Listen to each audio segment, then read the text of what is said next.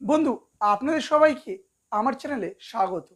আজকের ভিডিওটিতে আমি ইংরেজির কিছু বেসিক জিনিস নিয়ে আলোচনা করব। তো আজকের ভিডিওটিতে সবার প্রথমে যেটা নিয়ে আলোচনা করব সেটা হলো হ্যাজ আর হ্যাভের ব্যবহার। আমাদের মনে রাখতে হবে সিঙ্গুলার নাম্বারে হ্যাজ বসে আর প্লুরাল নাম্বারে হ্যাভ বসে। আই আর ইউ এই দুটো একমাত্র ব্যতিক্রম, কারণ আয়ের ক্ষেত্রে হ্যাভ বসে, ইউ এর ক্ষেত্রেও হ্যাভ বসে। বাকি যতগুলো সিঙ্গুলার নাম্বার আছে সব ক্ষেত্রেই হ্যাজ বসে।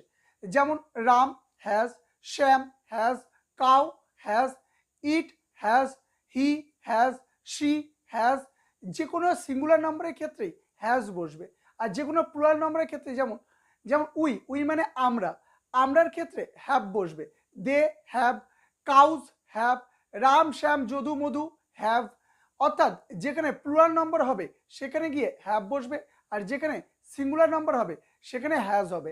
একমাত্র ব্যতিক্রম আই আর ইউ। বন্ধু, আজকের ভিডিওটিতে আরেকটি গুরুত্বপূর্ণ বিষয় নিয়ে আলোচনা করব, সেটা হলো ওয়াজ আর ওয়্যারের ব্যবহার। সাধারণত পাস্ট টেন্সের ক্ষেত্রে ওয়াজ আর ওয়্যার বসে, কিন্তু আমরা কোথায় ওয়াজ ব্যবহার করব আর কোথায় ওয়্যার ব্যবহার করব সেই নিয়ে আলোচনা করব।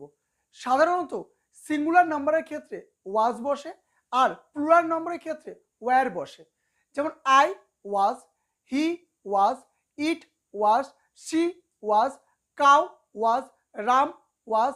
অর্থাৎ যে কোনো সিঙ্গুলার নাম্বারের ক্ষেত্রে ওয়াজ বসবে, আর যে কোনো প্লুরাল নাম্বারের ক্ষেত্রে ওয়্যার বসবে। We were, they were, cows were, Ram Shyam Jadu Madhu were. অর্থাৎ যেখানে অনেকজনকে বোঝানো হবে প্লুরাল নাম্বার সেখানে ওয়্যার বসবে। এখানে একমাত্র ব্যতিক্রম ইউ। ইউ এর ক্ষেত্রে ওয়াজ বসার কথা। ইউ মানে তুমি, এটা সিঙ্গুলার নাম্বার হলেও ইউ এর ক্ষেত্রে ওয়াজ না বসে ওয়্যার বসে।